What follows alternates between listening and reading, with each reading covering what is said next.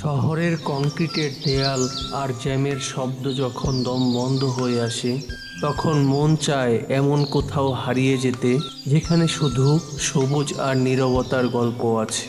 ঢাকার খুব কাছে লুকিয়ে আছে এমন এক অদ্ভুত সুন্দর রাস্তা, যেখানে প্রকৃতি তার সবটুকু মায়া ঢেলে দিয়েছে।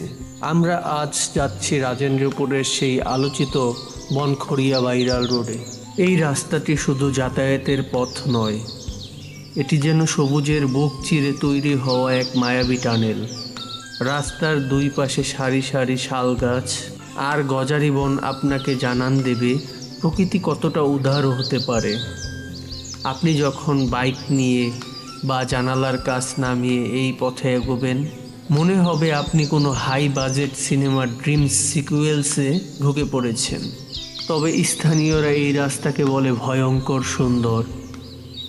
দিনের আলোতে এটি যতটা শান্ত ও স্নিগ্ধ, সূর্য ডুবার পর এটি ততটাই নির্জন আর রহস্যময়।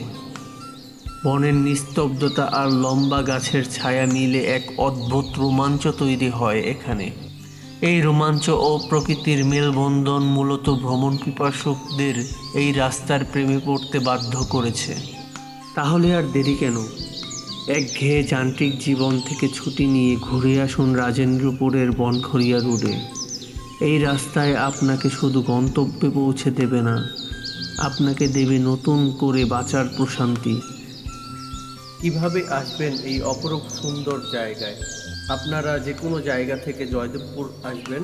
জয়দেবপুর থেকে জয়দেবপুর শিববাড়ি বাস স্ট্যান্ড থেকে অটোতে করে অথবা জয়দেবপুর রেলগেট থেকে অটোতে করে খুব সহজে পৌঁছে যাবেন বনখড়িয়া গ্রামে। দেখা হচ্ছে সবুজ এই মায়াবী পথে। সবাই লাইক, কমেন্ট, শেয়ার করে পাশে থাকবেন। গাছ লাগান, পরিবেশ বাঁচান।